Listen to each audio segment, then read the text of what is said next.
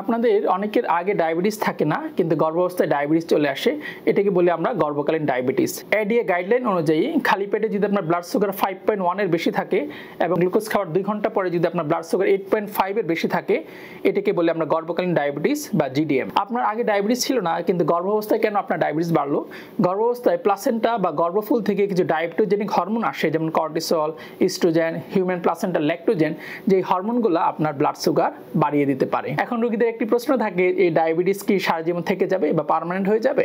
না, আমরা দেখে থাকি 90% ক্ষেত্রে এই যে ডায়াবেটিসটা হলো বা ব্লাড সুগার বেড়ে গেল, সেটি কিন্তু প্লাসেন্টা রিমুভ হয়ে যাওয়ার পর বা বাচ্চা ডেলিভারি হয়ে যাওয়ার পর ভালো হয়ে যায়। 10% ক্ষেত্রে আপনার ডায়াবেটিস পার্মানেন্টলি থেকে যেতে পারে। কিন্তু যাদের গর্ভকালীন ডায়াবেটিস থাকে তাদের কিন্তু পরবর্তীতে ডায়াবেটিস হওয়ার বা ডায়াবেটিসে আক্রান্ত হওয়ার ঝুঁকি থাকে। তাই আপনারা 3 মাস পর পর হরমোন বিশেষজ্ঞ বা এন্ডোক্রাইনোলজিস্টের ফলো আপে থাকবে। এই গর্ভকালীন ডায়াবেটিস যদি আমরা কন্ট্রোলে না রাখি বা নিয়ন্ত্রণে না রাখি, তাহলে আপনার কি ধরনের সমস্যা হতে পারে? গর্ভকালীন ডায়াবেটিস নিয়ন্ত্রণে না থাকলে বাচ্চা এবং মায়ের দুইজনেরই কিছু ক্ষতি হতে পারে।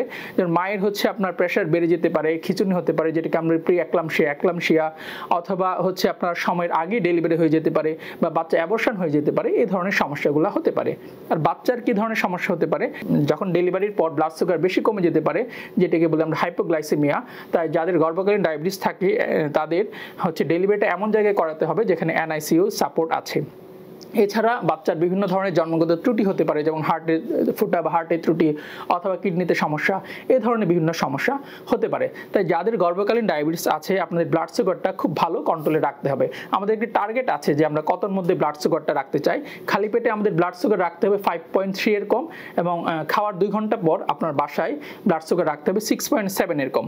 আমরা বলি বাসায় আপনি একটি গ্লুকোমিটার কিনে 7 দিন পর পর আপনি হোম মনিটরিং করবেন এবং ডায়াবেটিস চার্ট করে রাখবেন, এবং 1 মাস পর পর আপনার হরমোন বিশেষজ্ঞ বা এন্ডোক্রাইনোলজিস্টকে দেখাবেন। আর এখন আসি যে আপনার এই গর্ভকালীন ডায়াবেটিসের চিকিৎসা কি হবে। গর্ভাবস্থায় আমরা মুখের ওষুধ যেগুলো আছে সেগুলো প্রিফার করি না, আমরা ইনসুলিনের প্রিফার করি। এর পিছনে কিছু কারণ আছে। কিছু গবেষণায় দেখা গেছে যে গর্ভাবস্থায় ম্যাটফর্মিন যদি দেওয়া হয়, সেটি বাচ্চার গ্রোথ রিটার্ডেশন এবং আরও কিছু সমস্যা করতে পারে।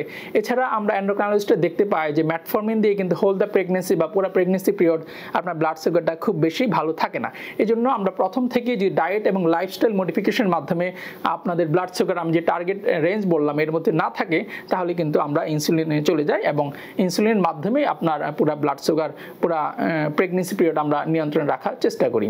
আর আপনাদের আরও প্রশ্ন থাকে যে ইনসুলিন দিলে সেই ইনসুলিন কি সারা জীবন নেওয়া লাগবে কিনা? না, আমরা যখন ইনসুলিন শুরু করি তখন আপনার বাচ্চা যখন ডেলিভারি হয়ে যায় তখন কিন্তু আপনার ইনসুলিন লাগে না। আমি আগেই বলেছি যে 90% ক্ষেত্রে এই ডায়াবেটিস ভালো হয়ে যায়। আর যদি থেকেও যায় সেই ক্ষেত্রে কিন্তু আপনার প্রেগনেন্সির পর আপনি চাইলে মুখের ওষুধ ব্যবহার করতে পারবেন। তাই কারো যদি গর্ভকালীন ডায়াবেটিস থাকে, আপনার বাচ্চার এবং মায়ের সুস্থতার জন্য নিয়মিত একজন হরমোন বিশেষজ্ঞ বা এন্ডোক্রাইনোলজিস্টের ফলো আপে থাকবেন। ধন্যবাদ।